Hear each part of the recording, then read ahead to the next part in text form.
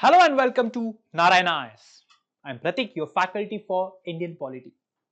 Students, in the last class we discussed the first chapter, that is the historical foundations of Indian polity. We understood the historical pattern. We understood how history influences governance. We understood the different governance models. We understood how the culture, geography influences governance. Right? So, today we'll start with the second chapter. And what is the second chapter? The second chapter is understanding society and its structures and its impact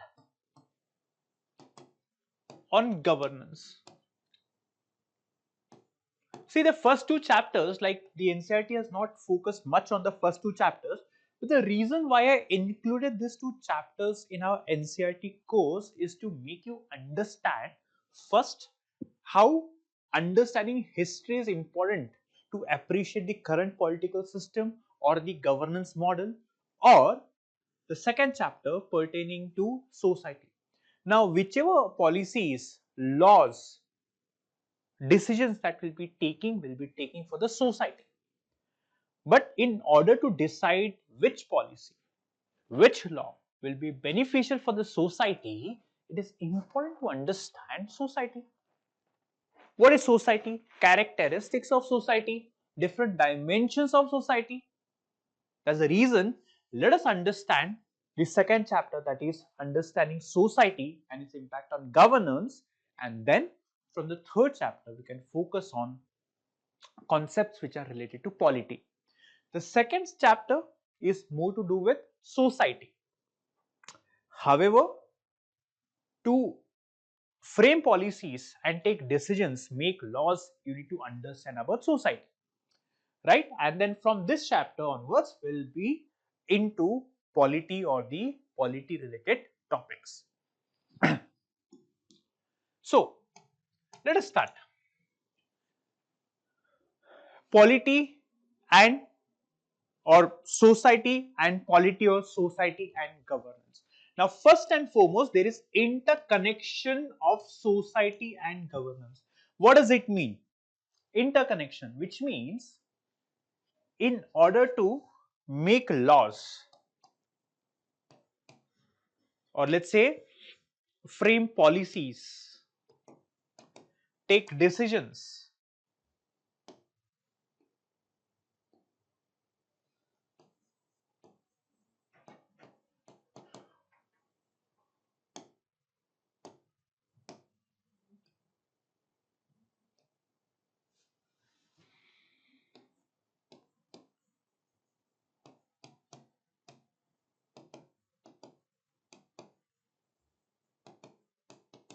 we need to understand about society. We need to understand, which means these laws, policies and decisions, it shapes human behavior, it regulates the human interaction, right? So these policies, it regulates the human behavior, right?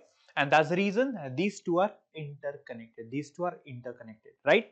So without understanding the societal structure, without, like, now when I say society, we understand, let's say we have individuals, then we have different communities, different religions, different castes, genders, the institutions,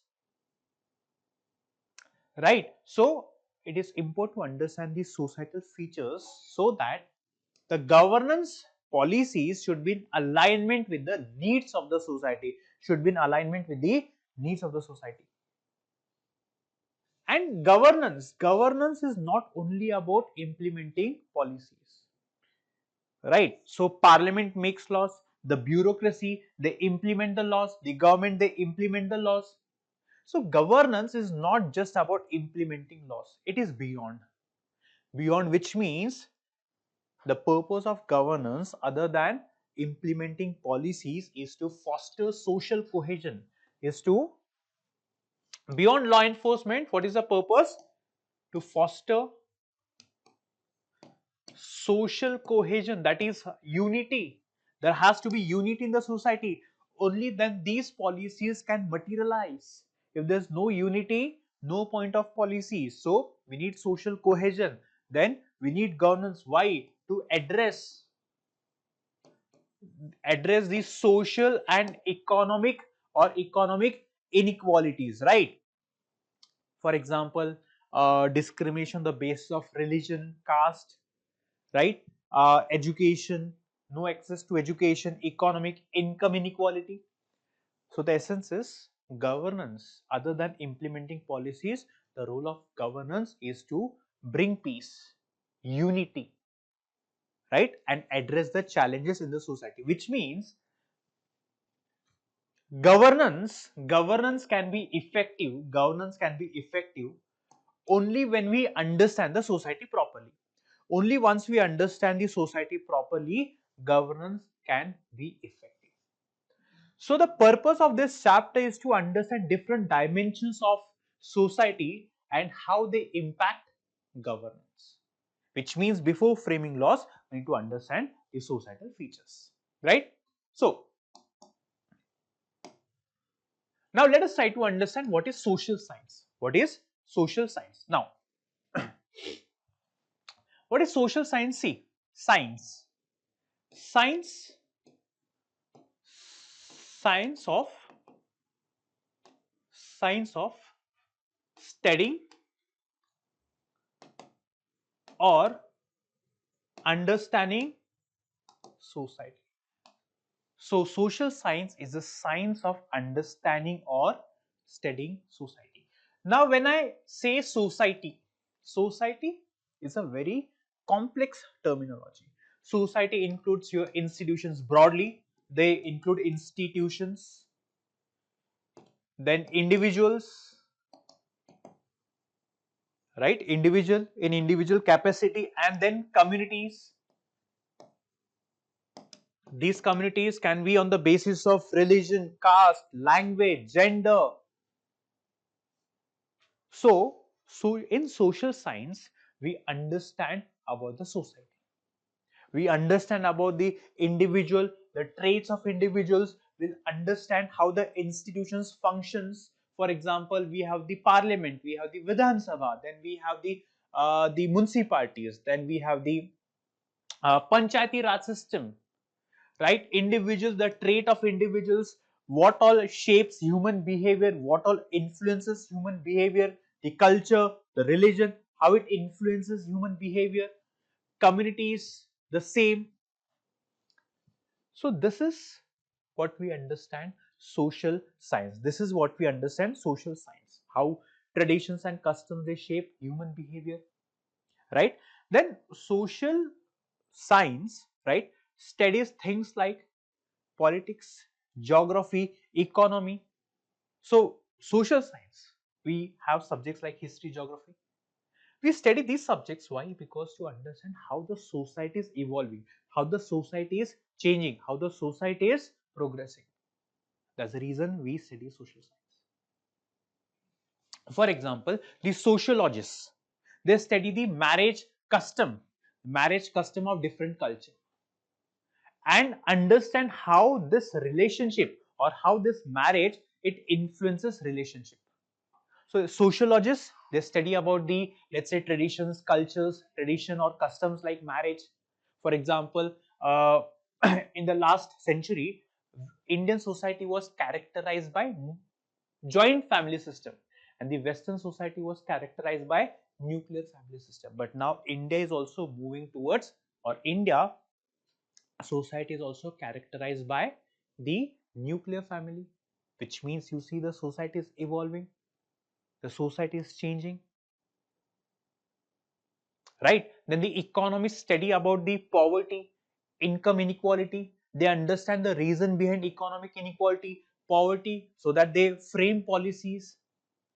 Psychologists, they study about mental behavior, mental health. Now by understanding mental health and mental behavior, this influences the policies in the companies. These days many companies have policies which is working for the betterment, welfare, well-being of the employees. Political science, it studies about the political system, democracy versus, let's say, autocracy, governance model, the federal model or the unitary model, institutions. So this is what is social science. This is what is social. It's an umbrella term. Social science is an umbrella term that has many elements like political science,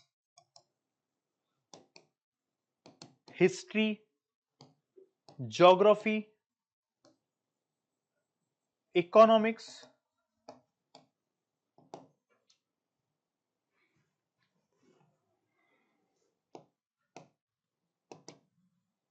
sociology, isn't it?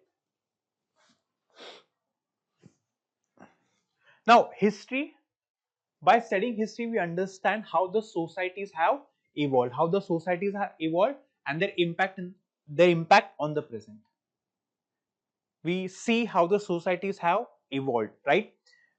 Then by understanding political science, we understand about the governance system, political system, geography, how geography influences governance. For example, in the past chapter, we discussed how the human settlements started getting formed because of the rivers, because of the fertile plains. The human settlements started getting formed. People started to settle at one place, that led to the advancement in agriculture, then trade and so on. So geography, we have the rivers, then we have the geography influencing governance in the desert region, in the coastal region, which means all these elements, it gives insights about different aspects of human life. All this, it gives insights into different aspects of human life: history, geography, political science, sociology, psychology. And these understanding social science is important to understand the social realities, challenges, and then we can come up with a solution. That is the reason we have to understand social science. Understood why, what is social science and why it is important to understand social science. And all these disciplines, they complement each other. It's not that these subjects are to be studied in isolation. They are studied in isolation, but for example, the research of history is important for, let's say, political science. The research of political science is important for economics. The research of sociology is important for political science. They complement one another, which means to understand the country's development, it is necessary to analyze the historical development, the political science, the governance structure, the economic policies, the social policies. That's the reason we have to understand social science. Understanding social science is very, very, very important.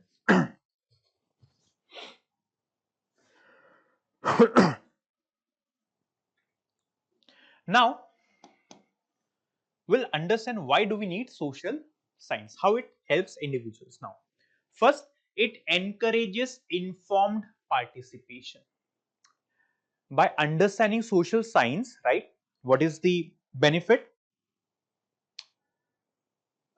It helps individuals, it enables individuals to make informed decision. For example, whenever you take a decision, right, you need to have certain essentials or requirement before you take a decision. You need to have a solid base. Understanding, let's say for example, to understand if a democratic model is beneficial or an autocratic model is beneficial, you need to understand the basics of democracy and monarchy, or let's say autocracy, right? That's the reason it is important to study social science. Now, by understanding social science, you'll understand the societal structure. What is societal structure? Family, right? Religion, government, education.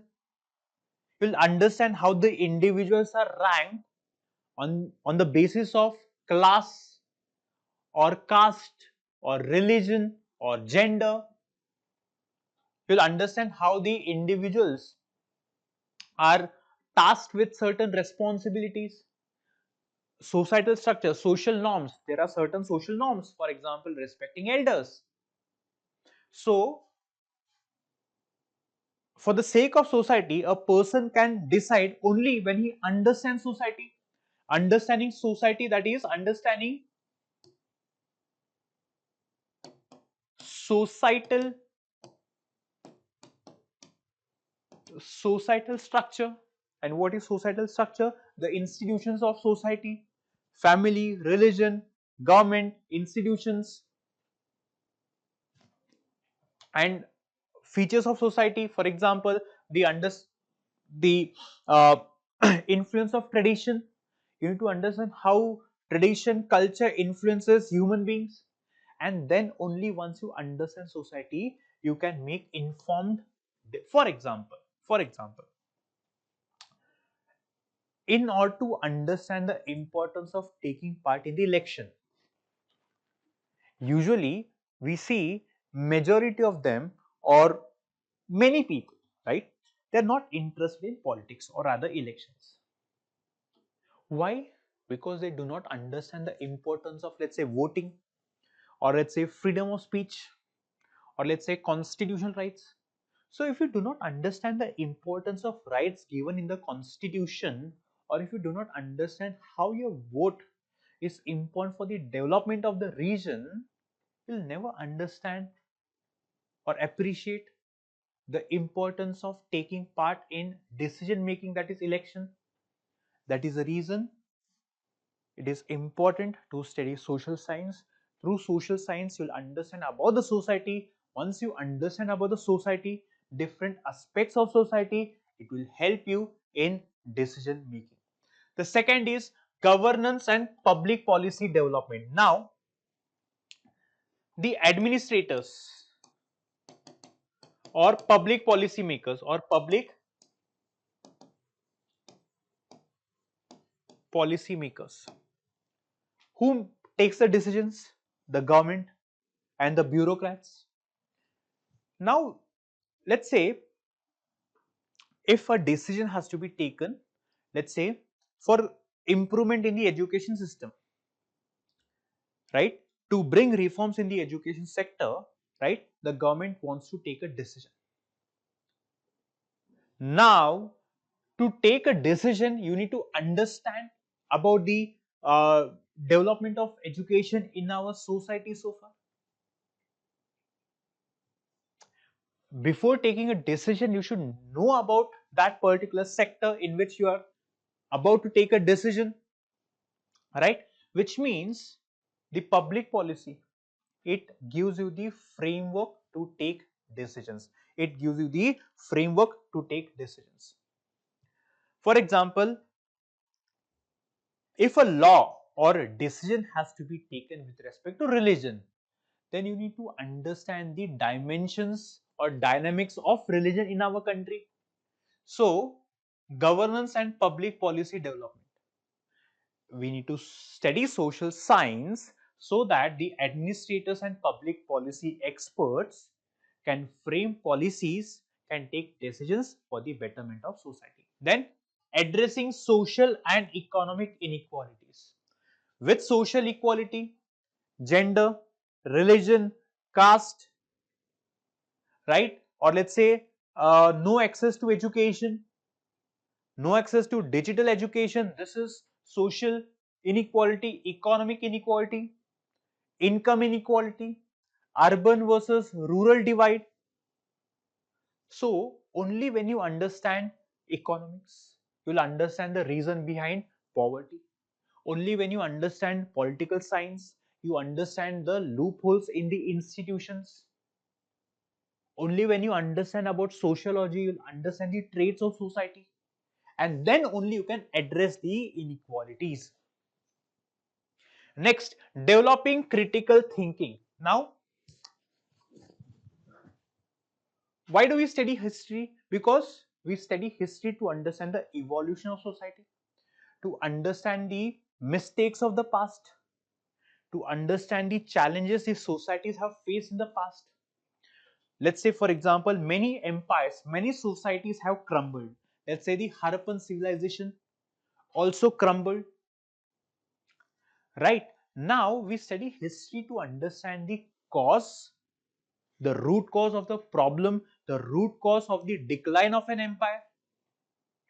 That's the reason we study history. So by studying social science, it helps an individual to develop the habit or ability of critical thinking. What is critical thinking? Using logic and reason to take decisions. Using logic and reason to take decisions. For example, my own study, my own experience teaches or makes me understand that religion is something that should be kept in the personal sphere. The moment you bring religion in the public sphere, public realm, there will be politics around religion. And we know how, because of religion, so many people have died in the world. How the misuse of religion, misinterpretation of the religious texts has led to indoctrination, brainwashing, and that has led to so many killings, so many deaths. So my own understanding, my own experience, my own learning of social science makes me understand, or it helps me develop critical thinking with respect to religion. To what extent we need to give importance to religion? Should religious texts be also, should religious texts be a part of educational curriculum? Should religion be a part of education? So social science will help me develop critical learning. I'll use my logic, I'll use my reason to take a decision. Then relevance in the changing world technology. The world is changing. Technology is dominating the world today. So we study social science so that we can predict the challenges. For example, challenges such as migration, right? Then climate change, urbanization, disasters. So by studying social science, it will help me predict the challenges so that I can take solution or I can take measures to prevent the challenges or to prevent the disasters. That's the reason I study social science. Right? That's the reason you need or you have to study social science. I hope you understood what is social science and why we need to study social science. Right? Now, students, we'll understand what is society. Now, what is society? We are living in a society. So, an organized definition of society is that society is an organized group of individuals, isn't it? It's an organized group of individuals who share common customs. Marriage is a common custom that is followed widely in our society. Values like honesty, integrity, institutions. Which institutions? Religion is an institution, family is an institution, government is an institution, education is an institution, economics is an institution, right? Who share common values, customs, right? Institution and interact within a defined geographical and cultural space. So, right? So here the interaction is within the bounds of a geographical space, that is India. It is a system of interdependence where individuals collaborate, right? Individuals collaborate, the communities collaborate. Why? For mutual benefit. For mutual benefit, which ensures survival, security, and progress. So I'm an individual, right? So I have to depend on another individual for food. I have to depend on another individual for employment. So you students are dependent on me for knowledge, to study social science, to study polity. So it is a system of interdependence. Everyone is dependent on one another. We are living in an interconnected society. So it's a very intricate network of relationship that binds people. This is what is society. This is what is society, and the societies are evolved over a period of time. Societies have evolved over a period of time, which essentially means that from ancient to modern civilization, societies have evolved. Why? For collective living, right? Evolved for what? Why do we strive for collective living? There should be order in the society, and the governance has to be effective. The governance has to be effective. So, what are the characteristics of society? If I talk about the characteristics,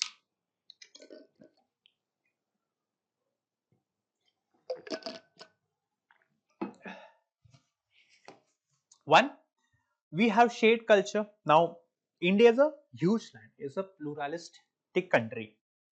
We have people from different religions, different castes, but there are some shared culture and traditions.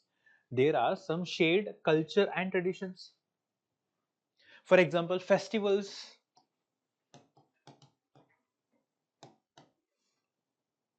is a shared culture. That is one characteristic of society.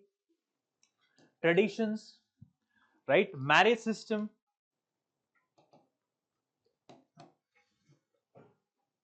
Again, you see marriage happening across our society.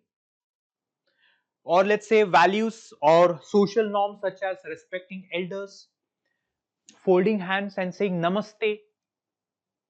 This is shared culture. This is one characteristic. Then social structure and organization. Now when it comes to social structure, we have the societies are structured. How they are structured? Through institutions. Societies, if you see, the societies are structured. How? We have family, we have religion, we have government, right? Then we have education. So societies are structured in through institutions, right? Through institutions, right? And it is these institutions that regulate the human beings, and they shape governance framework, which means they influence the government policies. Common goals. Now our society has common goal, and which are the common goals? We have economic growth, then we have social justice, social harmony, isn't it? So these are the common goals. We want the society should progress, society should develop, right? We want that economic growth should be accompanied by inclusive growth as well, which means in the economic growth we want each and every sector to benefit from the economic growth our country is witnessing or seeing. Then social justice, right? Especially the marginalized community, like we have the scheduled castes, the scheduled tribes, women, children. There should be no social anarchy. There should be social justice. There should be, and the policies should work for the welfare of people. Welfare is something that is a common goal.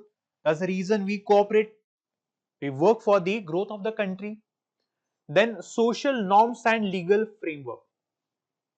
Now social norms, what is social norms?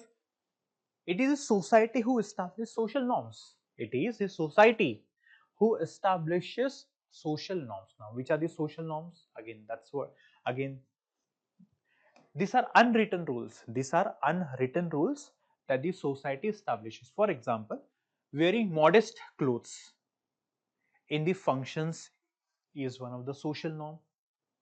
To touch the feet of elders and take their blessings is a social norm. It's written nowhere that you have to touch the feet to take blessings, but it's a social norm. It's a social norm. So these are the social norms. Social norms being one of the characteristics of society, right? And then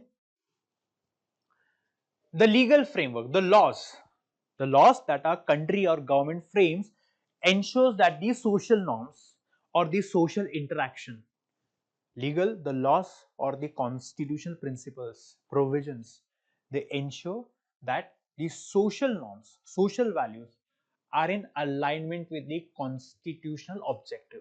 What is the constitutional objective? Justice. Which means the social norms, the social values, right, should be in alignment with justice, equality. Each and everyone is equal, right? And then power and authority in society. Power and authority, which means next is dynamic and evolving nature, which means society is evolving, society is dynamic.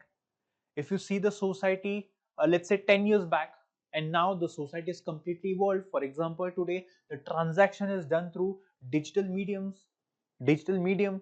We use phone pay, we use UPI system, right? So the society is evolving, and so the policies have to be in alignment with the changing social needs. Changing social needs today, technology is dominating, so governance has to be in alignment with the changing social needs. If the governance, if the policies are not meeting the changing social needs, then the governance or government will collapse, the country will collapse, the country will collapse.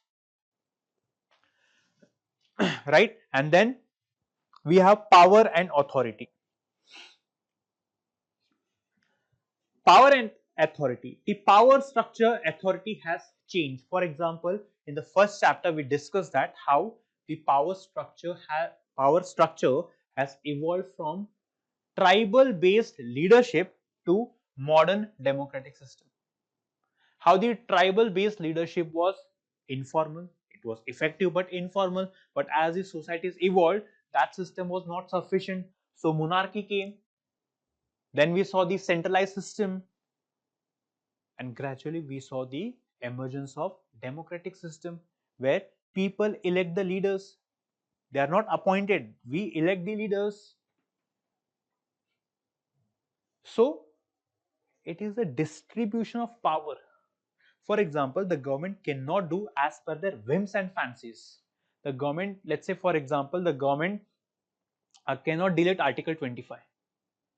The government will cannot make a law stating that henceforth in a country only XYZ are superior. No, there are checks and balances. The government cannot do as and what it wishes. There are certain limitations, and within that limitation, within that framework, the government has to work. So it is a distribution of power that makes the governance effective or not effective. So these are the characteristics of society. These are the characteristics of society. I hope you understood the characteristics of society. Now we'll understand diversity and unity in India.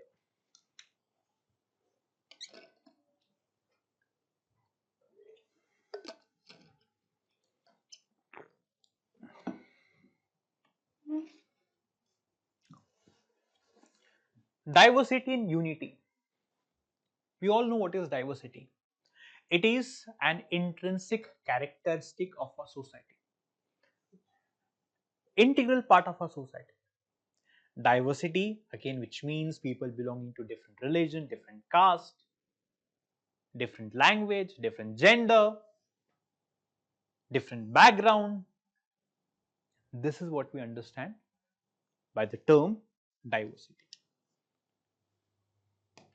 And the presence of diverse communities, it is the presence of diverse communities that shape the policies of the government, which means that it cannot be one size fit all approach. For example, in our constitution, we have provisions for each and every section of the society. We have provision for the linguistic minority, religious minority. We have provision for the, let's say, marginalized communities, the SCs, the STs, the women, children. So, as our society is diverse, as our society is pluralistic, the policies should align with the needs of the society. This is diversity. Now, it is very important to have unity in diversity. It is very important to have unity in diversity because unity is the foundation of social cohesion and stability.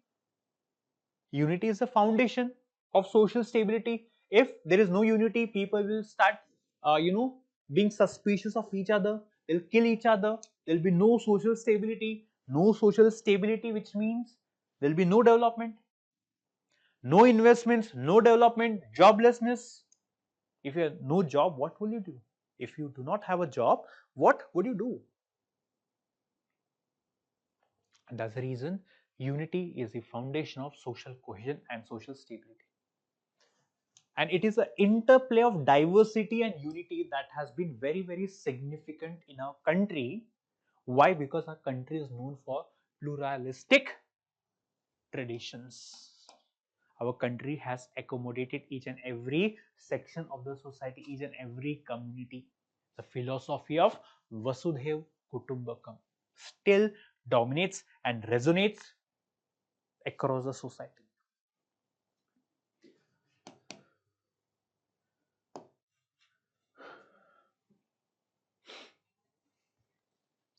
Now we'll understand in diversity, we'll understand the cultural diversity, religious diversity, and linguistic diversity. Now see, culture is a broad term. Culture is a broad term. Now, culture encompasses traditions and customs, social norms, social values. So traditions, they are passed from one generation onto another. For example, marriage,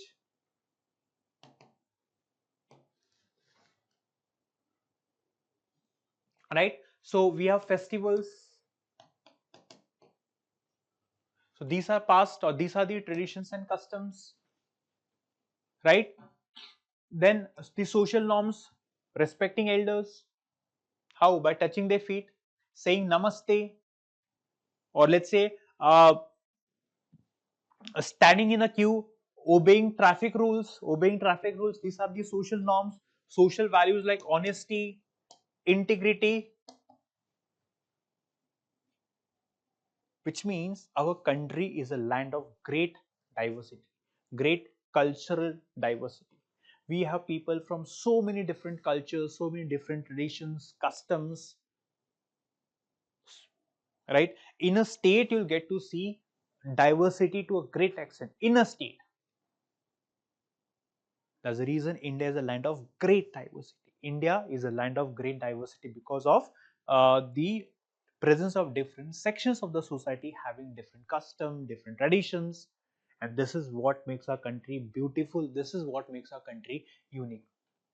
Right? For example, if you see, let's try to understand with the help of an example. Now, the culture of the tribals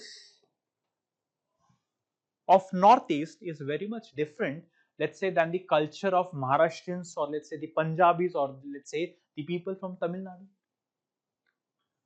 Right? Now, when we talk about tribals, the traditions and customs of tribals are very much different than people living in the mainland. Living in the mainland. For example, in Nagaland, there's a festival which is referred by the name Hornbill Festival. Hornbill Festival. Now, what is this festival? This festival, it uh, celebrates shared culture. That is, this festival is celebrated with great fanfare. Culture is a part of this festival, which means we have music, we have dance, we have rituals, and this music, dance, rituals, they vary tribal, so one tribal society to another tribal society. Then if we talk about, let's say, Punjab.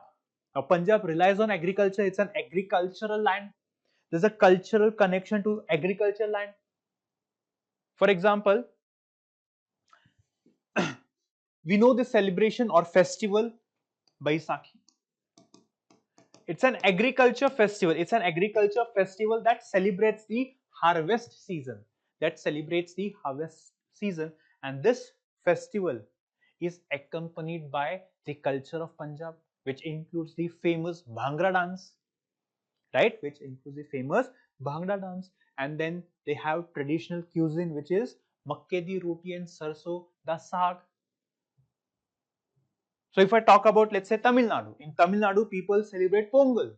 Pongal is again tied to harvest season,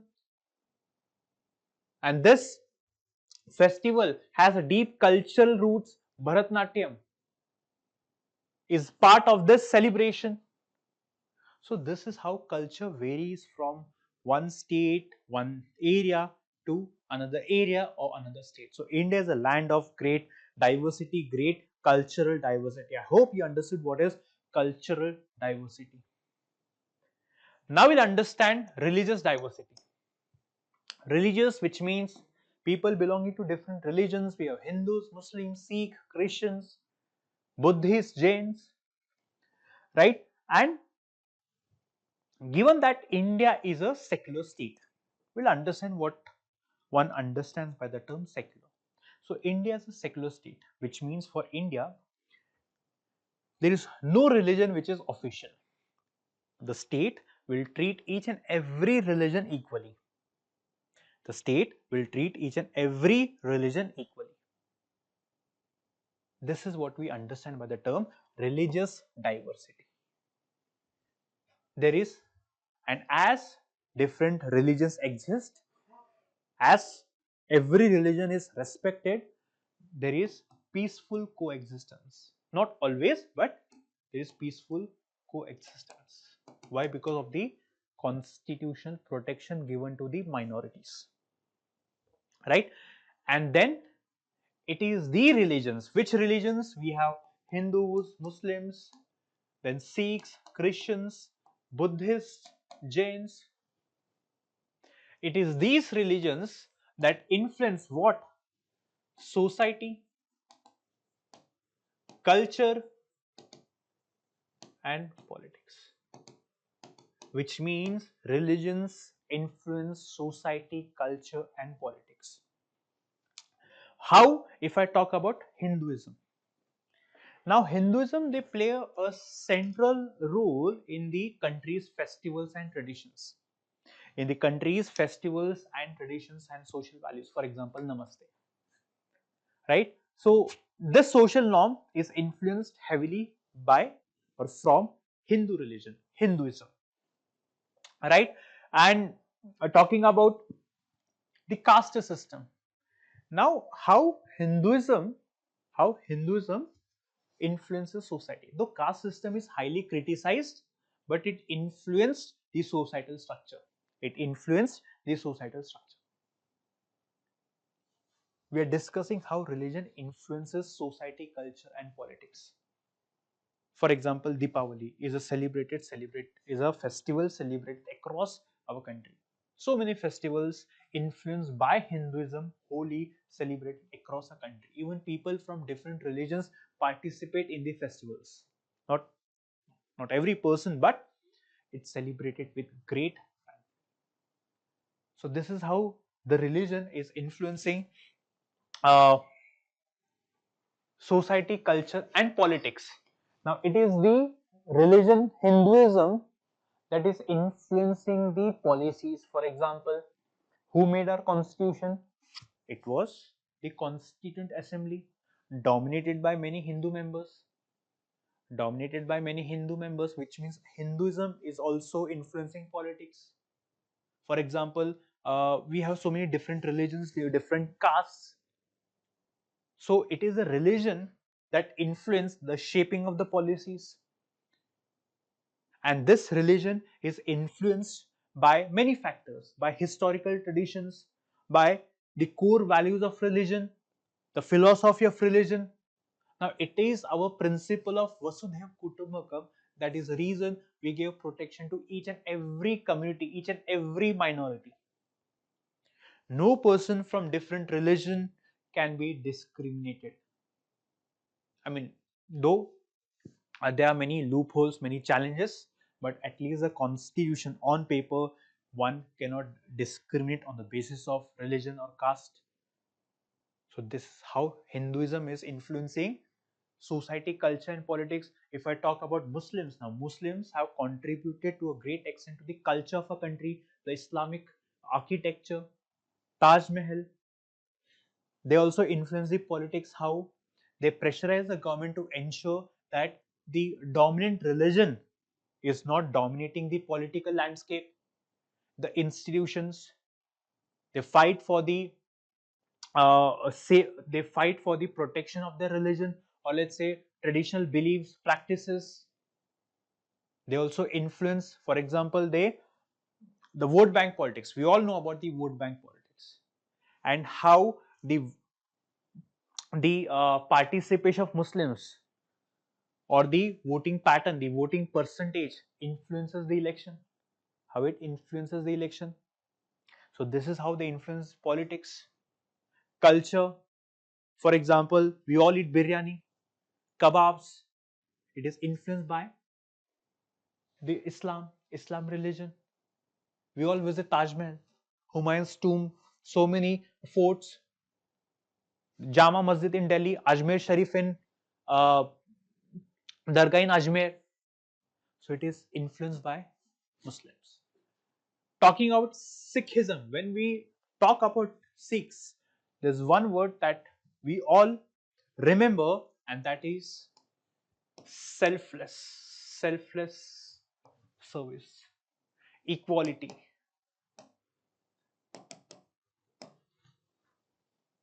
So many political and social movements in the region or in a country were influenced by the values derived from the Sikh religion.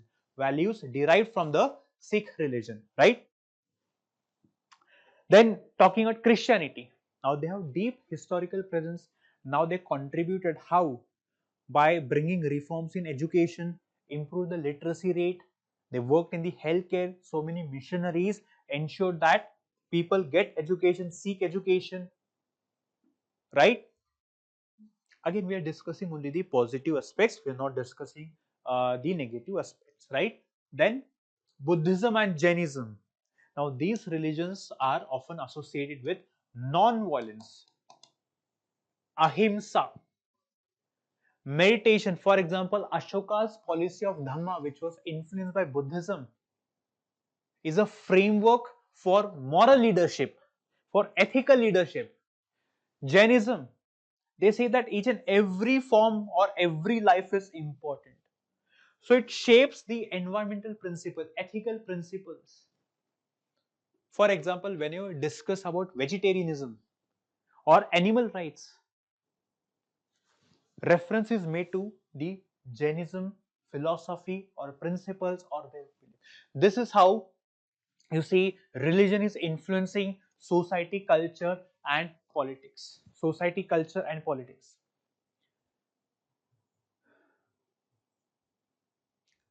Which means this is what you need to understand, that this diversity or the diversity that exists in our country is important to understand for you. Why are we studying this?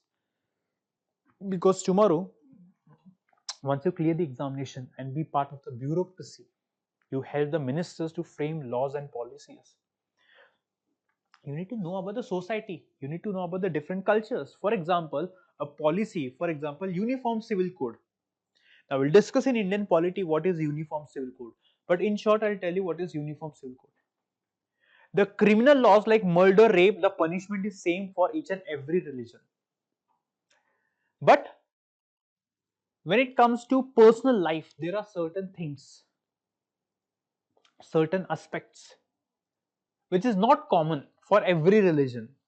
For example, marriage, divorce, inheritance, maintenance. Now, these are some aspects, and the laws governing marriage, divorce are not the same for each and every religion. They vary religion to religion. They vary religion to religion. So we cannot make a law, a common uniform civil code. Uniform civil code tries to uniform all the civil laws. See, it's not the case that civil laws are not uniform. even the civil laws are uniform. Like 10 to 15% of the, let's say, aspects are not common. So uniform civil code is trying to make the civil laws common. Make the civil laws common. Now this uniform civil code, whenever we present the draft UCC copy, this UCC will be influenced by which religion is something that we need to see. But the point is, if we frame uniform civil code, for example, the tribals will never ever agree to the uniform civil code. Why? Because their social customs and traditions and practices are very, very much different than what is followed in the mainstream society or mainstream India. For example, in most of the societies or cultures in our country, we follow patrilineal society. But there are societies in the northeast that follows matrilineal society. The generation is passed from the mother's side, patrilineal from the father's side. So how can you make a law which can be applicable to each and every section or every society? There's a reason understanding this diversity is very, very important for framing laws and policies.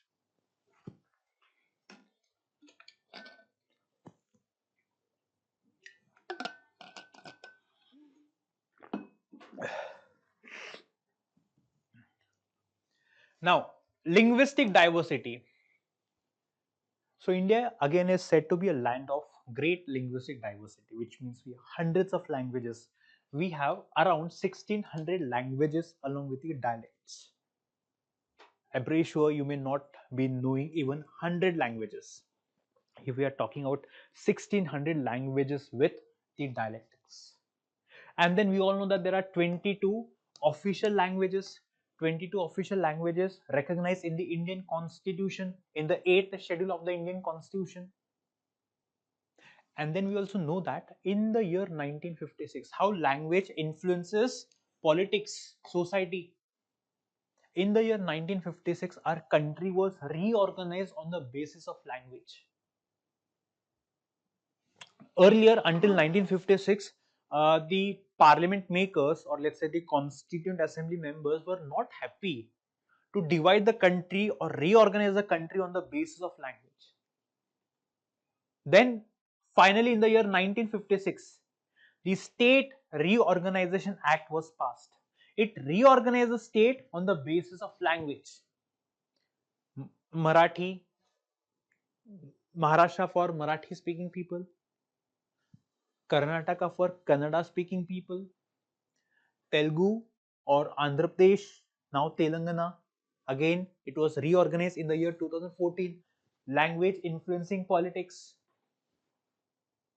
This is how it influences politics. I hope you understood how different cultures, different religions, language, it influences what? Politics, society and culture. Now we'll understand the importance of unity in diversity. The importance of unity in diversity. Why is unity important in our country? Why? The simple answer is for national integration. National integration. What do you mean by national integration? Despite the land being a land of different cultures, different sections of the society, our founding fathers or constitution makers did a great, tremendous job by making a constitution that meets the demands of each and every section of the society. Why for national integration? If our country is not united, our country cannot grow. The enemies will pounce upon our country. Look at what happened with Pakistan. Pakistan before 1971 was West Pakistan and East Pakistan. The present Bangladesh was East Pakistan before 1971. Pakistan state did not respect the diversity of the society of the country. They tried to dominate one religion, one culture over others. That led to the country, one part of the country broke away from the mainland. The country was disintegrated. That's the reason maintaining unity in diversity is very important. For example, when our country got free, many Western political scientists, they predicted that India will never remain united. Why? Education level low, literacy low. So how can people stay together when people are illiterate and uneducated? This was a question. That's the reason many people thought that India will never remain united. But again, all thanks to the constitution makers who provided provisions for every section of the society that helped India to remain united. Very few countries have become successful to remain united. India is one such country that has been successful, largely successful. There were some, let's say, gaps, challenges, loopholes, but to a large extent, we are successful in remaining united, right? So this is the importance of unity in diversity, that is national integration, social unity. Second, historical example. For example, the freedom fighters, be it Mahatma Gandhi, who was against partition, Jawaharlal Nehru, Sardar Patel, Bhagat Singh, Rajguru, Sukhdev, they fought for what? They fought for independence of this land. They never wanted the land to be divided on religious lines. They wanted, or they fought for independence, they fought for freedom, where people of different religions, cultures should peacefully coexist. So, for example, Mahatma Gandhi, he was a figure who drew lakhs and thousands of people in his rally. So, people belonging to each and every religion, every section of the society participated in his rally or came to listen to Mahatma Gandhi. So, these were the leaders who actually fought for social unity, social stability, then constitutional framework for unity. In order for a country to remain united, for example, freedom to religion, we gave freedom to religion, then we also protected the language, or let's say the culture of minorities. Which minorities? Religious as well as linguistic minorities. Then people belonging to marginalized communities, we gave them reservation. So this is how the constitutional framework helped our country to remain united. Philosophy of inclusivity, each and to include each and everyone. The philosophy of Vasudhaiv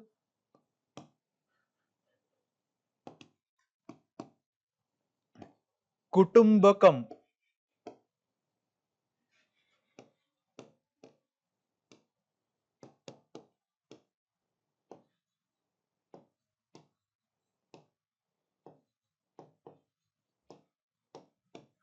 Vasudhaiv Kutumbakam, which means India is a land for everyone. We welcome everyone. We welcome everyone on this land. A land rich in history, culture, spirituality. Even to this date, whenever a prime minister visits to a foreign country, he advocates this philosophy of Vasudhaiv Kutumbakam, which means the world is one family. Right? And the ideology, philosophy like mutual respect, tolerance. Now, this mutual respect, tolerance, this again is influenced by the religions of our country. Welfare and affirmative action, for example, for people belonging to marginalized communities, right? A reservation was provided. Affirmative action, reservation in the education, in the government jobs were provided. Why? To remain united in a country of great diversity. This is the importance of unity in diversity. But then there are also challenges. There have been challenges which try to break the unity of a country, and there are still challenges that we as a society face. And which are the challenges? Prejudice, stereotyping, and discrimination. We know that diversity has been the strength of a country, but at the same time, diversity has also been the weakness. And it is because of diversity being at times weakness, it has led to problems such as social prejudice, cultural stereotypes, and systemic discrimination. Now, what is prejudice, stereotype, and discrimination? Prejudice. You hold a preconceived notion about an individual or let's say a particular group. You hold a preconceived notion. Let's say, for example, people belonging to this caste or this religion have certain traits. Prejudice. And then, so these are the preconceived notions. These preconceived notions are not backed by logic or reason. These are just backed by some uh, very discrete examples or let's say situations. So if you are acting or taking a decision which is going against the other individual or another, let's say, group, that is prejudice. That is prejudice. For example, in the past, people belonging to the marginalized communities, so to say the SCs and the STs, scheduled castes and the scheduled tribes, were not given access to education, resources, employment. Prejudice. Stereotyping, which means you generalize the qualities, you generalize one quality for the entire group, For example, to say that Pakistan is a land of terrorists is wrong, because you are actually attributing the word terrorist to each and every Pakistani. But are all the Pakistanis are as bad as their military or let's say the government people? No. Many people in Pakistan, just like Indians, want peace. They want the country, some people want the country to be united, because how can religion separate a land which existed for thousands of years? This was a land which existed for thousands of years. So how can religion, one determinant factor, divide people which have coexisted for thousands of years? That's the reason many people in India and Pakistan want India and Pakistan to be reunited with Bangladesh. So this is stereotyping. I hope you understand what is stereotyping. For example, to say that the Western culture is bad.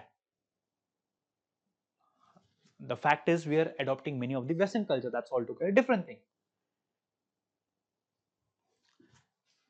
Or let's say to say that the Western culture, Western people do not believe in the traditional system of marriage is to stereotype the entire Western culture.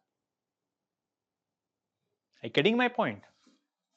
And then discrimination. Then on the basis of prejudice and stereotype, you discriminate people on the basis of language, gender, race, religion, caste, etc. And this discrimination leads to inequality, marginalization, poverty, and conflicts, which actually tears the social fabric of a country and poses challenge to the unity of our country. And to fight against this prejudice stereotype, we have some legal and policy measures. For example, Article 17, it abolishes untouchability.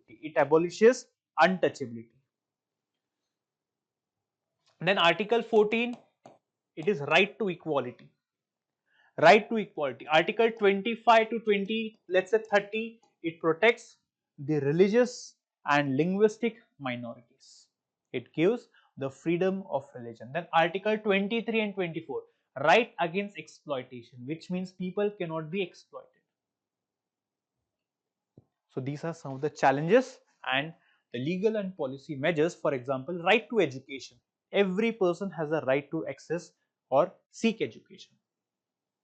Policy measure. I hope you understood why unity in diversity is important and the challenges to the unity in diversity principle. Right?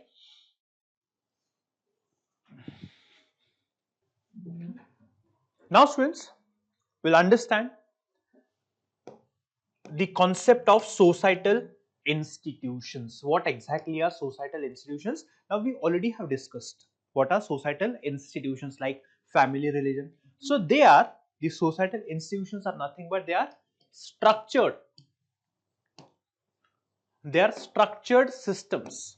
They are structured systems, and these systems like family, religion, government, they establish norms, social norms like respecting elders, dressing modestly. They also establish norms and values. Values such as honesty, integrity, compassion, kindness. And these rules, these societal institutions are very, very important to maintain social order. They shape what? They shape individual behavior as well. They shape individual behavior. Then, along with shaping individual behavior, they promote or they provide stability, which is very, very important in a society. Which is very important in a society. Now, among all this, among the societal institutions, many societal institutions, education, religion, and economy. Education, religion, and economy, they serve as the foundational pillars. They serve as the foundational pillars that influence societal structure, mobility, and governance. Of all these societal institutions, education, religion, and economy, they serve as the foundational pillars. So we'll understand education, religion, and economy as pillars or foundations of foundations of what? Society, right? Or that influences societal structure. So let's first focus on education as a pillar of society, followed by religion and then economy. First, education. Now, education is a primary institution, right? It's a primary institution that facilitates or that provides knowledge transmission. It is through education we get knowledge, we get skill, there is skill development, and there is also social integration. Education. It is through education we can have scientific temperament, scientific rationality, which means it is through education we can use logic and reason to arrive at a decision. Whether something is good or bad for me, how would I decide? Let's say, for example, the Citizenship Amendment Act, Uniform Civil Code. What is good for the society? What is not good for the society? I'll understand only when I get education. So, education is one of the foundational pillar of the society. It also plays a crucial role in nation building. How? By providing scientific temperament. What is good for the nation? Whether uniform civil code is good for the nation. Whether we need to have religion as part of the education syllabus, right? What is good for the nation? What is not good for the nation? We'll understand only when we have scientific temperament. When we have scientific temperament and civic responsibility. For example, in order to understand what is good for the nation, I need to understand my own civic responsibility. What is my civic responsibility? Let's say to preserve water, to preserve the environment, to protect the environment, to follow the rules and regulations of a country, to follow the traffic rules, and this can be achieved only through education. That's the reason education is considered to be one of the foundational pillars of society, right? And when it comes to education, who provides structured learning? It is the schools and universities. They provide structured learning. So they provide education, as well as we have the informal education. And who are part of the informal education? It is the families, or let's say the communities. Then in India, we have policies such as right to education. We have policies such as right to education, which was framed in the year 2009. And the purpose was to ensure access to what? To education, reduce inequality, right? Reduce inequality and also to improve the literacy rate. This was the purpose of right to education. Everyone has the access. It's a fundamental right. Second, we'll understand about religion, how religion acts as a pillar of society. First is education, second is religion. Now, religion, what is religion? It's a source of moral guidance, moral values, ethical values. It moral, ethical, it's a source. It also gives you cultural identity. Cultural identity. For example, people who are Hindus, they celebrate Holi, Raksha Bandhan, Deepavali, Dashera. So it provides cultural identity. And then it also helps in social cohesion, that is social unity. Right? So it is religion that shapes what? Laws. For example, whenever we are framing laws, we take religion into consideration, the traditions and personal beliefs. For example, uniform civil code. We have to take into consideration the importance of religion, different traditions and beliefs. So the point is, religious institutions, they influence social norms and they provide spiritual support. They provide spiritual support and often contribute to charitable initiatives.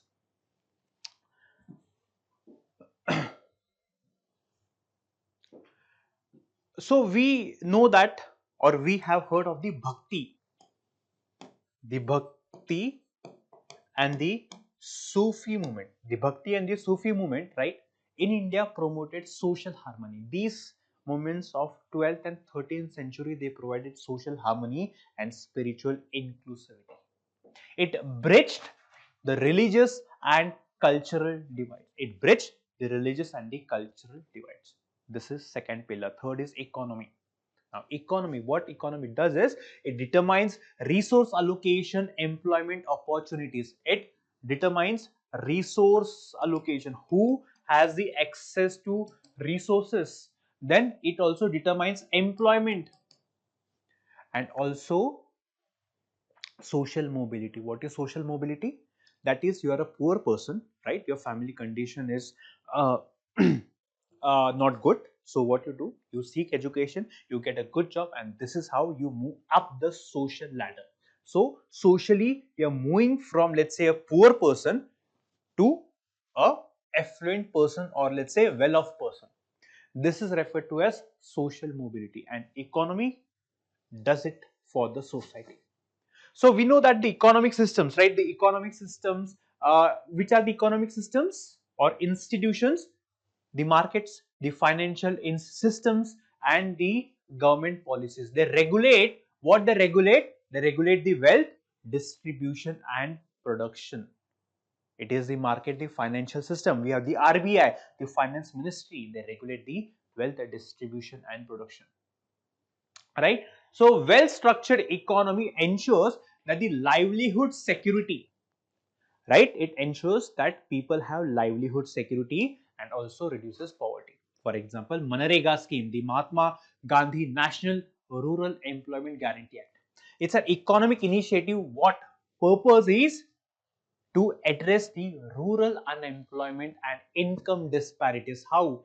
By provided guaranteed wage, by guaranteed wage to whom? To the rural people, to the rural people, right? So I hope you understood how education, religion and economy, they are serving as foundation or foundational pillars of society. How they bring change, how they influences norms and values in the society. Now, how can these institutions help in addressing the challenges of the society, right? So we know the institutions, the social institutions, they play a very, very important role in reducing social inequalities, in reducing social inequalities, right? And also promoting inclusion, which means to ensure that each and every section of the society is included in the development, right? So if I talk about institutions, for example, religion or education, education empowers the backward groups, the marginalized groups, by providing equal opportunities. Why? Because right to education, it allows people from any background to have access to education. Then we discussed education first, then we discussed religious organizations. Now they often advocate for what? Social justice. No social group should be marginalized. They should face indiscrimination, they should face injustice, so they fight for social justice and human rights. And the economic policies, such as the micro or the economic policies, right, what they do is they enable financial inclusion, which means the economic policies, they provide loans to the small scale industries so that they can boost the productivity of their industries, and as they boost the productivity, there will be more and more employment, more and more growth. Now we know that all these institutions are not 100%, like they are not efficient, they are not 100% efficient. So it is very, very important to reform the institutions. Why? For equity. And how would you do that? For that, the societies can create equitable opportunity and strengthen democratic values. How? By reforming the institutions, we can create equitable opportunities where people from every section can get opportunity, and also strengthen the democratic values. So well functioning institutional framework, a institution which is functioning efficiently, it ensures that all the individuals, regardless of the background, have access to what? Have access to the resources, they have access to resources, and also they have opportunities for growth, and have opportunities for growth. That's the reason reforming the institutions like religion, education, and economy is very, very important to see the growth of an individual and thus the growth of the nation. I hope you understood the societal institutions. Now students will understand role of power and authority.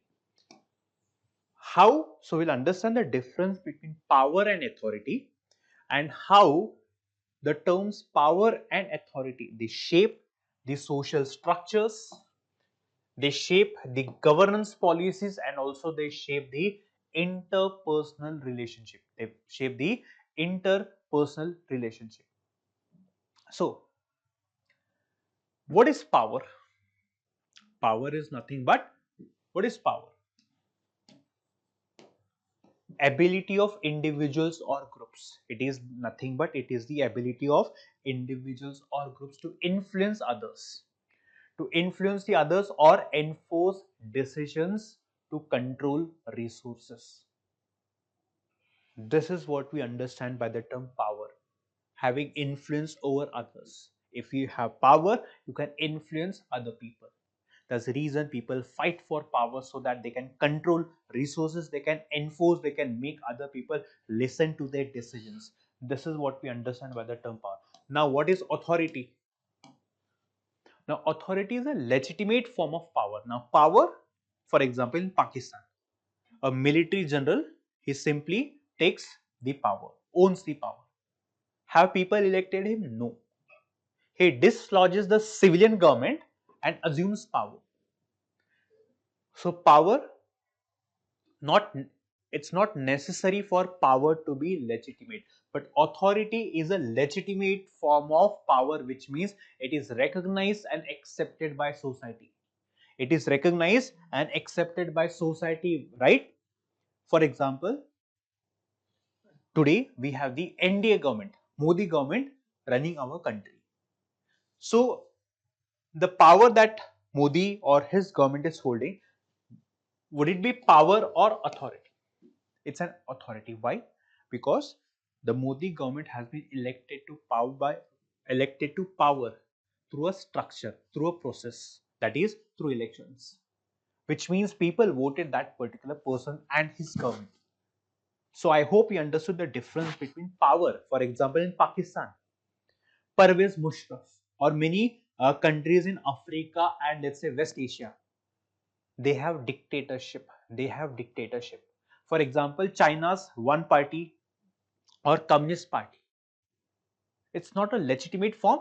You cannot say that it's not a legitimate form, but there are no elections. There are elections, but just for the sake of name, right?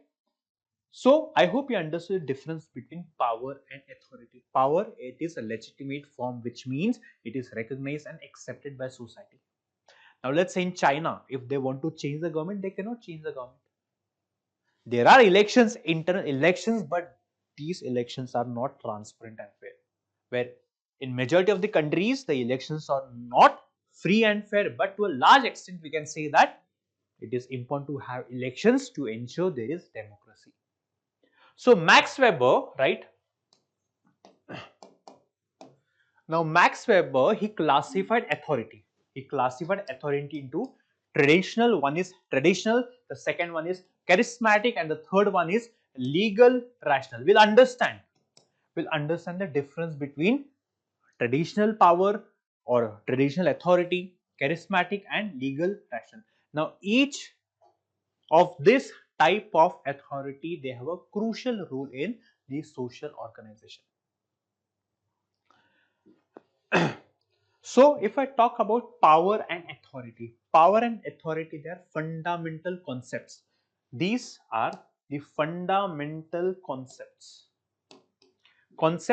that share social structure and governance. They share the social structure and governance, and as well as the interpersonal relationship. So we'll understand how power and authority, they shape social structure, governance and interpersonal relationship. For example, talking about governance, the prime minister of a country has the authority to make decisions, right? Let's say on national policies, he implements the laws and leads the government. Now this authority is coming from where?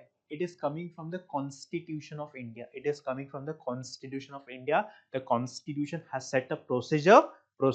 Through the process, the prime minister has got the authority. Or let's say a social media influencer can shape public opinions. He is not holding any official position.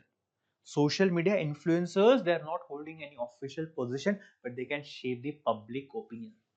Their power, and their power comes from what? Their power comes from followers, influence and social respect.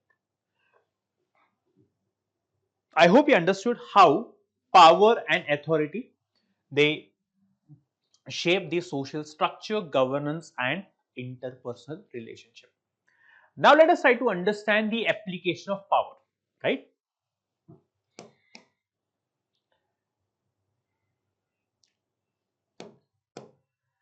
Now, power is exercised in different spheres. Power is exercised in different spheres. For example, in politics, in economics, and what else?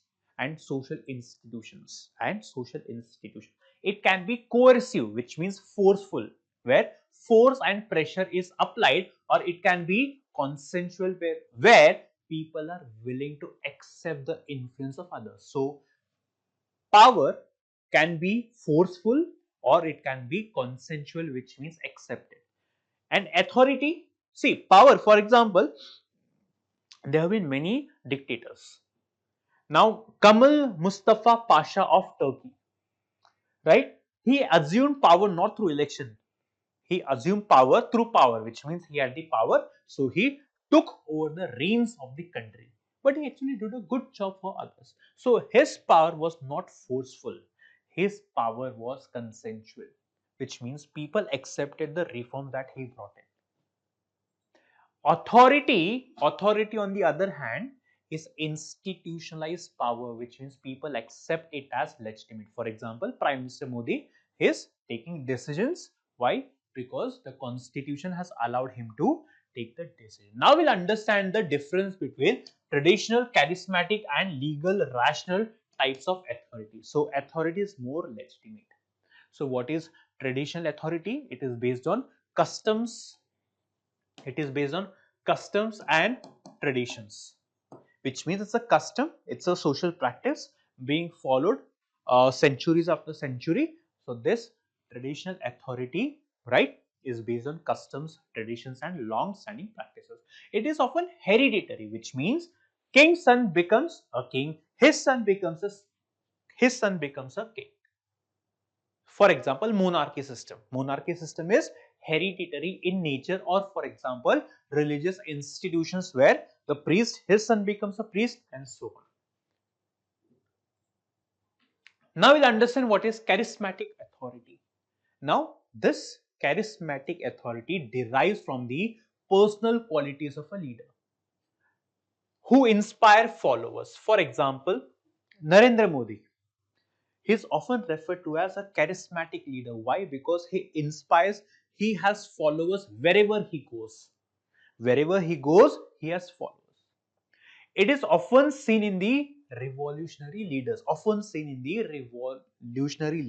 let's say reformers. For example, Mahatma Gandhi. Whenever he used to lead a rally, thousands of people used to join Mahatma Gandhi.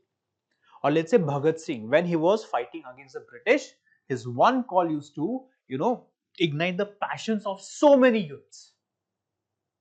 We know how Mahatma Gandhi used to draw thousands and lakhs of people, or for that matter, the Martin Luther King Jr.'s civil rights movement. Now, all these people, Mahatma Gandhi, Martin Luther, Bhagat Singh, they exemplify charismatic authority. That charisma, personality is so influencing that people are drawn into the influence, and they have often inspired mass movements.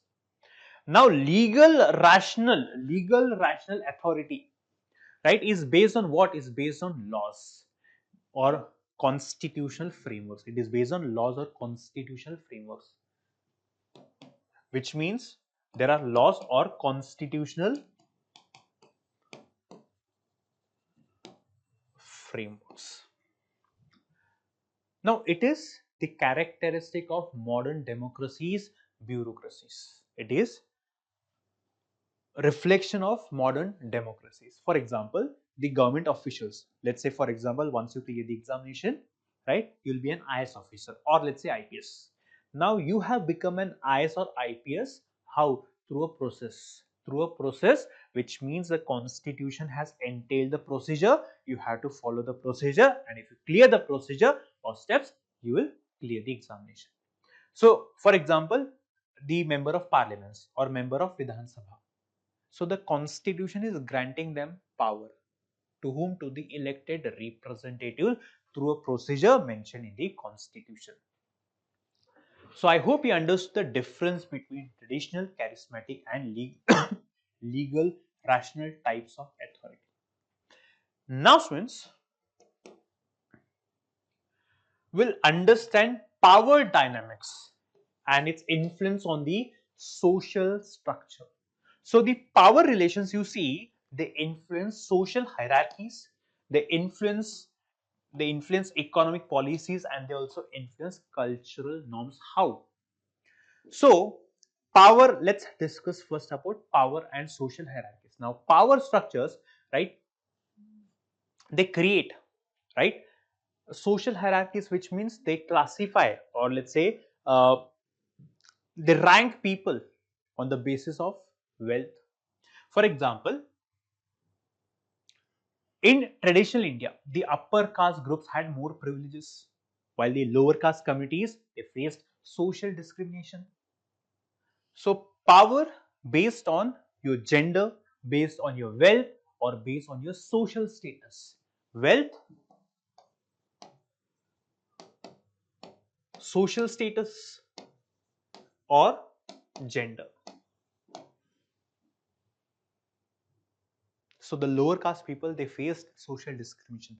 Now, though the modern laws promote equality, these power, though now the constitution says that each and everyone are equal, but these power structures that have been that were framed hundreds of years back, they still impact or they still restrict the people from the lower caste with respect to access to education and jobs. That's the reason if we look the higher education institutions, or let's say the creamy jobs, the elite jobs, we the representation of the lower caste people is not in proportion to their population.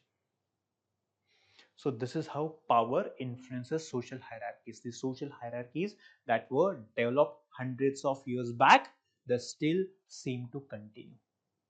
You still get to see the traces of social hierarchies. Now let us try to understand how power influences the economic policies. Now those with economic, right, power, those with economic power, they often influence the economic decision making. For example, the big industrialists, they have contacts with the government, so they influence decision making with respect to taxation and labor laws.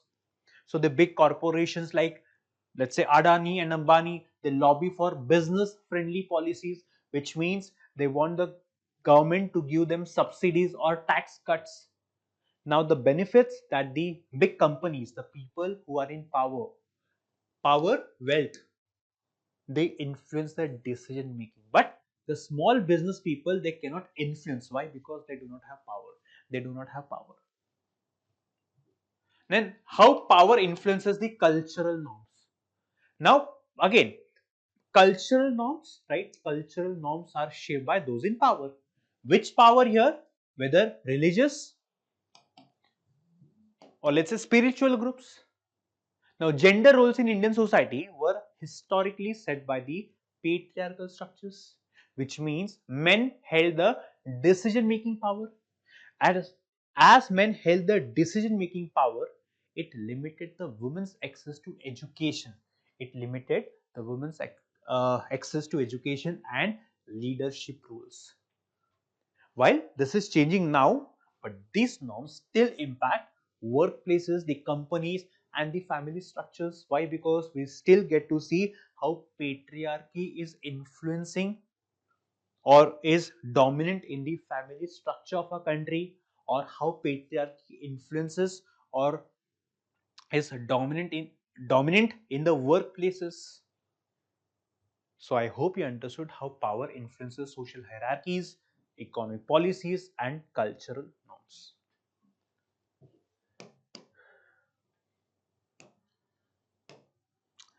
Now we'll understand social stratification. What exactly one understands by the term social stratification and how this is linked to inequality.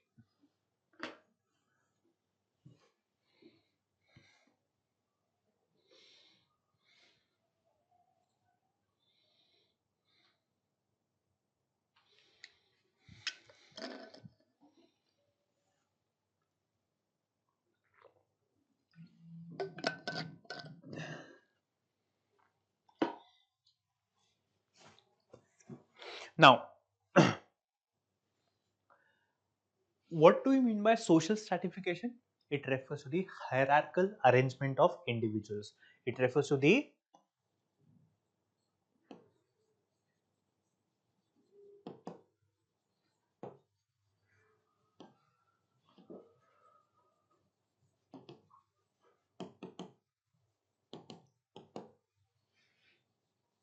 layered placement of people based on how wealth, power, based on wealth, power, prestige, that is social status.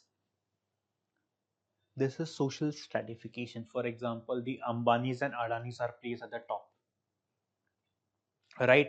Or let's say those who have power, for example, the religious people who are at power, right? Or the socially affluent groups, they are at power.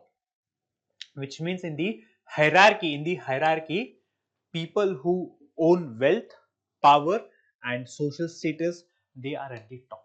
This is referred to as social stratification. It is nothing but it's a structural feature that influences what? It's a structural feature that influences access to resources and opportunities, which means people who are placed at the upper ladder, right? They have access to more resources and opportunities. Now, this social stratification can be closed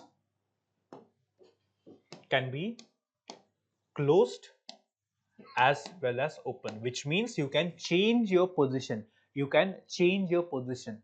It determines the extent of social mobility. Determines the extent of social mobility. Social mobility, you're a poor person, you can move up the ladder. Now you can become a rich person, or a rich person can also become a poor person, right? While the caste based, right?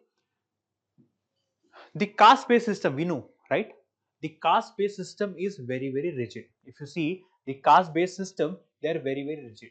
But the society which is based on caste, the system is rigid. The society which is based on class, it is not rigid. It is not rigid. So the point is, this social stratification is a universal phenomenon. It's not something that is only limited to India. But it's from various countries to countries. It's from various countries to countries. For example, Karl Marx, a philosopher, he emphasized the economic basis of stratification, which means he said that the society is divided on the basis of economics, or this economic basis, which means it classifies the society into bourgeois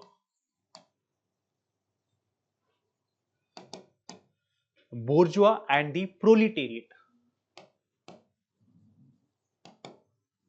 Bourgeois, which means people who own power, they are the owners of production, and proletariat are those people who are workers.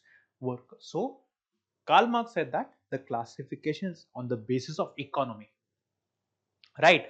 But it's economic basis is not only the basis, or the basis of which the society is sort of structured. No. So now, again, if I had to give an example, the closed systems, for example, the Indian caste system is closed system, which means you cannot change your caste. Once you are born in a particular caste, you remain a member of that caste. But in the capitalist societies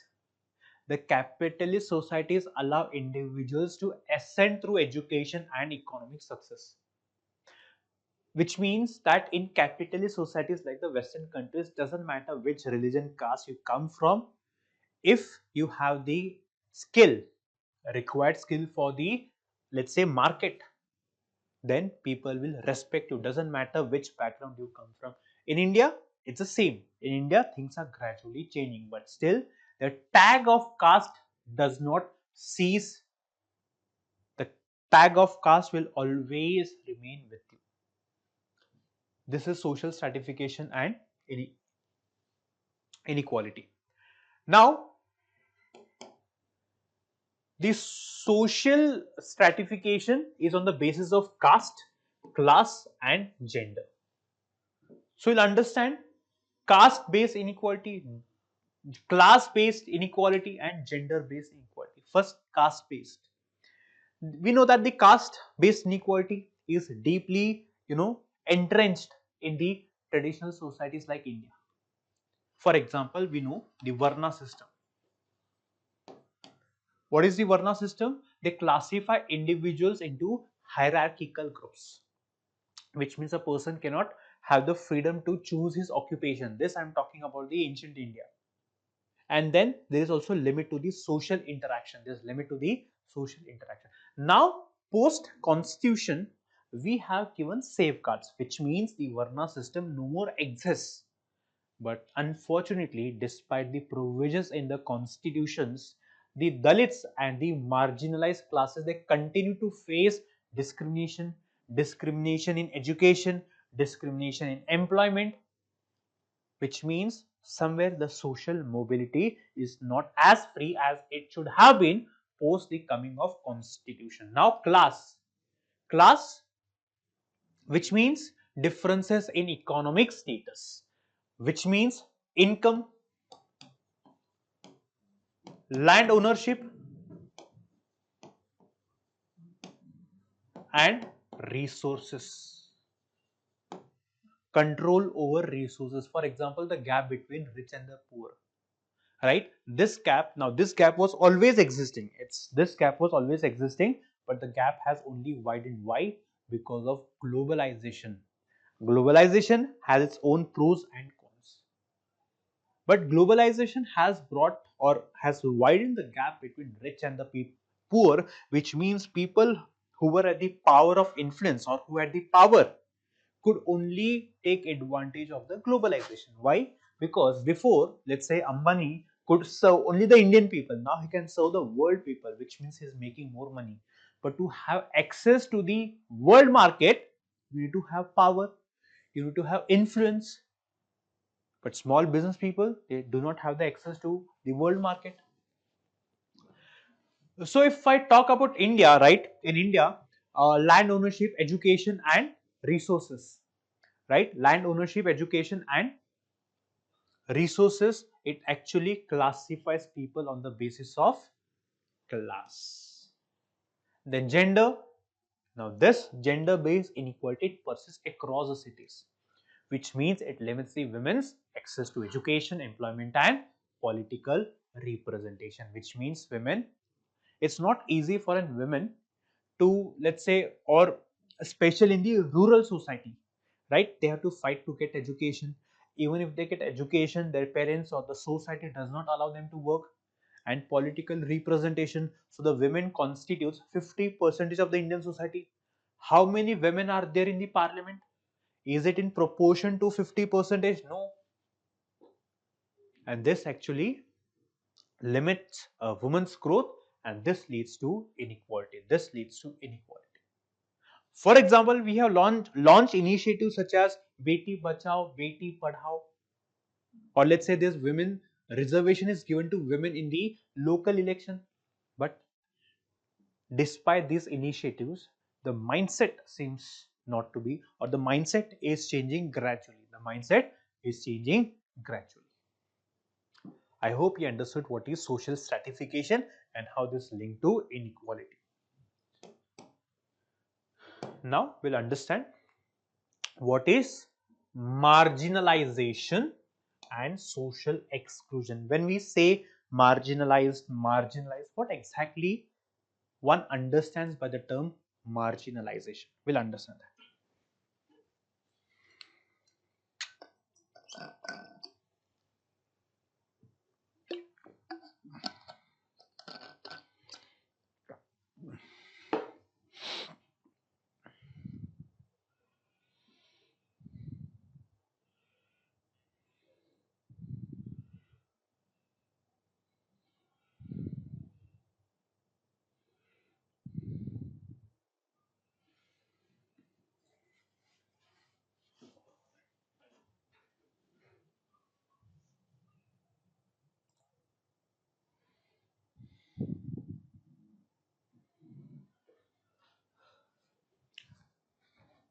Now, what is marginalization? Now, marginalization refers to systematic exclusion. Marginalization refers to systematic exclusion of whom? Who are excluded? Who are excluded? So people who fall or who are at the lower ladder, they are the ones who are excluded. So in marginalization, there is systematic exclusion of, let's say, for example, the SCs, the STs, the women, the children. They are systematically excluded. And this, as they are excluded, they do not have access to resources and opportunities. As they are excluded, they do not have resources to education, or let's say resources to access to resources and opportunities. This is what we understand by the term marginalization. They are excluded, which means they are not allowed to participate. Social exclusion, it occurs when individuals, social exclusion, it occurs when individuals or communities are denied full participation in society. Why? Why they are not allowed? Because of factors such as caste, class, gender, caste, class, economic status, gender, ethnicity, religion, disability. And then it is because of these factors, right? Poverty reinforces. It leads to poverty, discrimination, and socio-economic, let's say, the socio-economic condition of this people will be socio-economic condition will remain backward, will remain backward. Now, marginalization can occur in different forms. For example, we have economic marginalization, political marginalization, social marginalization. Now, economic marginalization, when people do not have access to what? Economic, we have discussed so many times, land, resources, employment, right? And this limits their economic independence. For example, the people who are hawkers working in the informal sector, they do not have access to land, let's say employment opportunities, loans. So this limits their economic independence. Then we have political marginalization, which means they are denied, they are not allowed to participate in the decision making process, which essentially means that, for example, many people cannot vote, though we have universal adult franchise, or let's say representation, which means can they contest elections? Can they contest election? Talking about civil liberties, this is political marginalization. Then we have social marginalization, which means now this is based on the factors such as caste, gender, disability, we have already discussed. Now in India, if I talk about India, the Dalits, right? The tribals, minorities, Muslims, Christians, Sikhs, and people who have disabilities, they often face all these types or forms of marginalization, and this affects or this lowers their social and economic condition. This lowers their social and economic condition. This is what we understand by the term marginalization and the different forms of marginalization. Systematic exclusion from the society on the basis of caste, religion, then class, gender, disabilities. Now, this is the last part of the second chapter, globalization, right? How globalization is impacting these societies, how globalization is impacting the society. First and foremost, what is globalization? Now, globalization, we understand what is globalization. It is the interconnectedness of world, which means it refers to the increasing interconnectedness,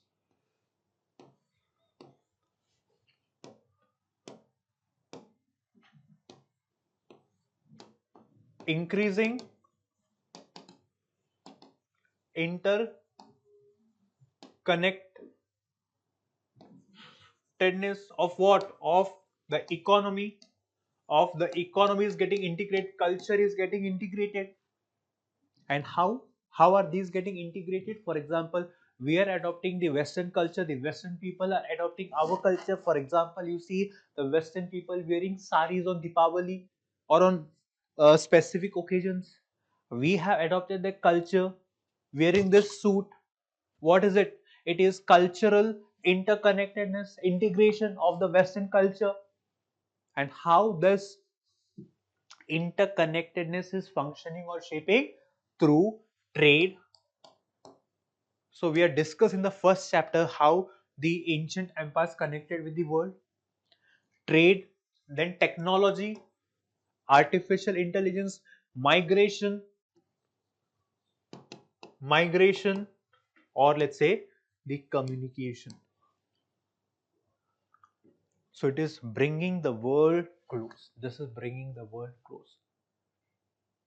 And now this globalization has significantly transformed these societal structures.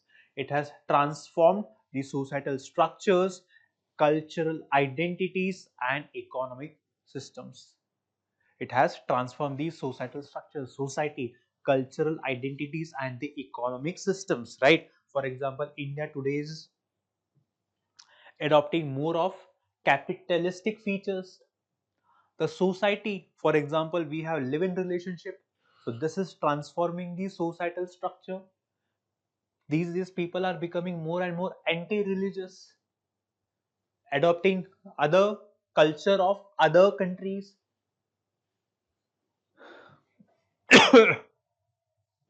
Now let's try to understand the impact of globalization on societal structure one by one. So we'll discuss how it impacts societal social hierarchies, family structure, and occupational patterns. First, about let's say how it impacts family.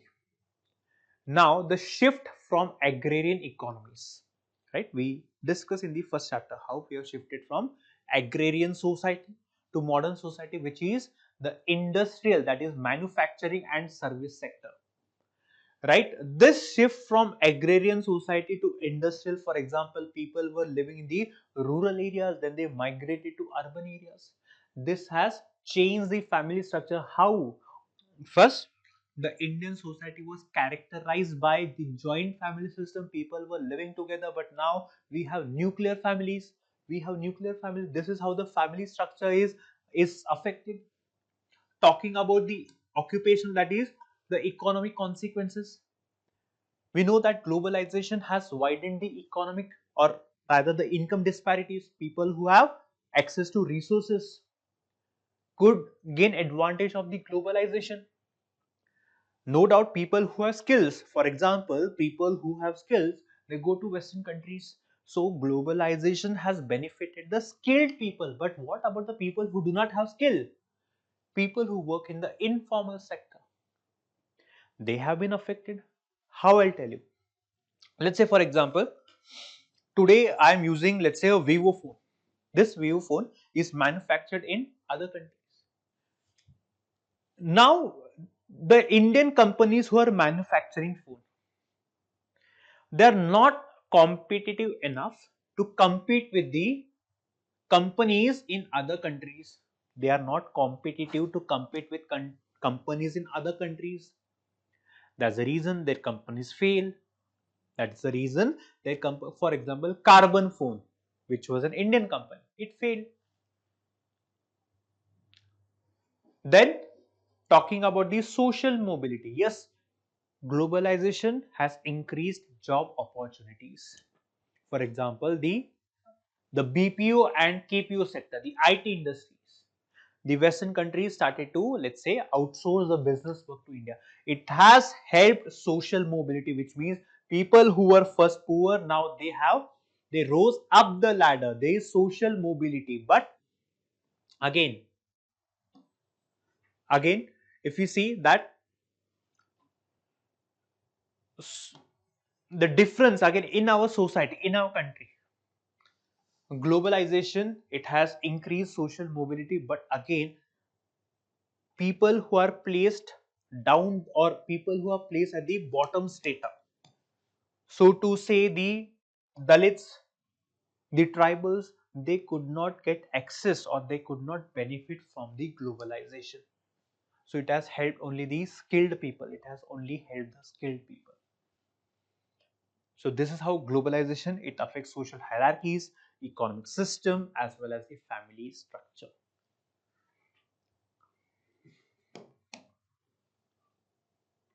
Now we'll understand the role of technology in societal changes.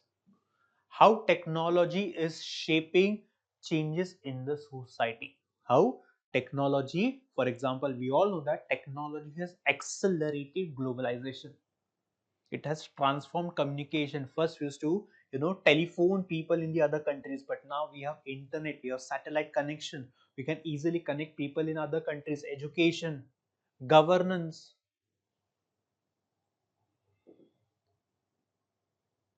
So the internet and social media, right? Especially the social media, it has reshaped the public discourse. It has completely changed the public landscape.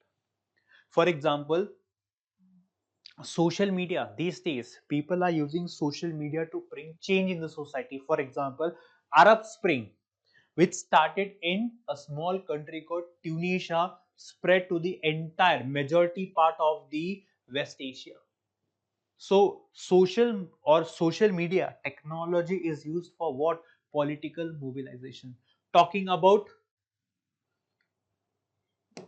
talking about education, online learning platforms. We know that through online platforms we have access to knowledge, and this has indeed reduced education inequalities. Now a person can just needs an internet connection to get access to quality education, and then this person now has the chance to expand career opportunities. If I talk about labor market transformation,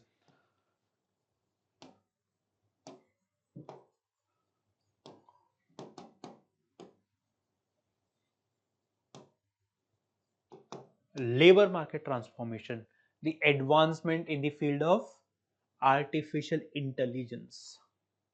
Today, artificial intelligence and automation have made many jobs completely redundant. It has made many jobs totally obsolete, that is useless, which means there is no place for low skilled people today. There is no place for low skilled people, which means it is creating employment uncertainties. It is creating employment uncertainty. This is how technology is affecting society, workplace, as well as education. Talking about intercultural exchanges and hybrid identities. For example, these days people have more than one identity. For example, a person who stays, let's say, in India and other countries, some other country, he has hybrid identity. Indo-Americans, it's an hybrid identity. So globalization has fostered, which means it has developed cultural diffusion, leading to blending of traditions, languages, and lifestyle. Today we learn the language of other countries. For example, the spread of Bollywood. We know how the Bollywood is accepted by people in other countries. The Korean pop. These days, many Indians are watching the Korean web series, Korean shows, and this illustrates the Western culture, the Western music, the Western dance. This illustrates how there's a convergence in the culture, where different traditions influence one another. We influence the traditions of other countries, the other countries get influenced by our tradition, our culture. And then talking about cultural homogenization. Now, globalization raises concerns about dominant cultures, which means a culture which is dominant can get overshadowed by some other culture. A culture which is dominant can be replaced by another culture. For example, if we look at the evolution of Indian society, for example, joint family system is part of our culture, right? Or let's say celebrating the Hindu festivals is part of our culture, but now we see, because of the emergence of different societies, different religions, though it is not leading to loss of cultural diversity, but there are chances going, or given that how globalization is rapidly changing societies, there is a chance that a dominant culture, a outside culture, can completely overshadow an indigenous culture, and this can lead to loss of cultural diversity as well. This can lead to loss of cultural diversity. What is the solution? Have you heard of this word called glocalization?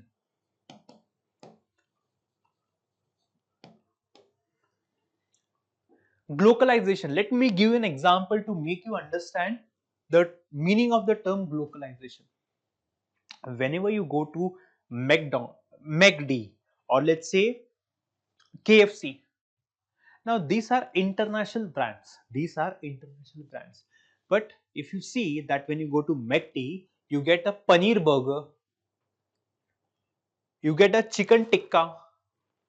So which means these international brands have blend the indigenous culture with the culture of the country of origin. For example, burger is not something that is local to this country, native to this country. Burger, the concept of burger has come from outside. So what they have done is they have blended the outside culture, mixed it with the Indian culture. That's the reason we get this paneer burger and whatnot. This is referred to as glocalization. They adapt their menu to local dietary preferences. For example, if you go to the Western countries, majority of the food that you get in these McD's or KFC's is non-veg. But now in KFC you also get vegetarian food. This is how this is what is referred to as globalization. I hope you understood how globalization influences or impacts a society as well.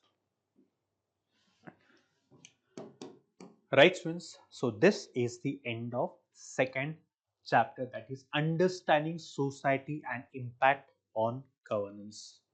So we have covered all the dimensions, all major important dimensions of society. We understood what is society, we understood what is social science. What is social science? It is the science of understanding society. Simple. It's an umbrella term which encompasses history, geography, political science, right? And then we understood the diversity of a country. Then we understood the dimensions that we discussed today, right? So I hope you understood each and every dimension of the second chapter, that is understanding society. Now once you understand the dimensions of society, it helps you to frame better policies. It will help you to know or understand which decisions can be beneficial to our country and uh, which policies will not be beneficial to our country. That's the reason understanding society is very, very important. On this note, I'll call it a wrap. Thank you so much for watching, and in the next class we'll start with the political theories chapter. Right? Thank you so much.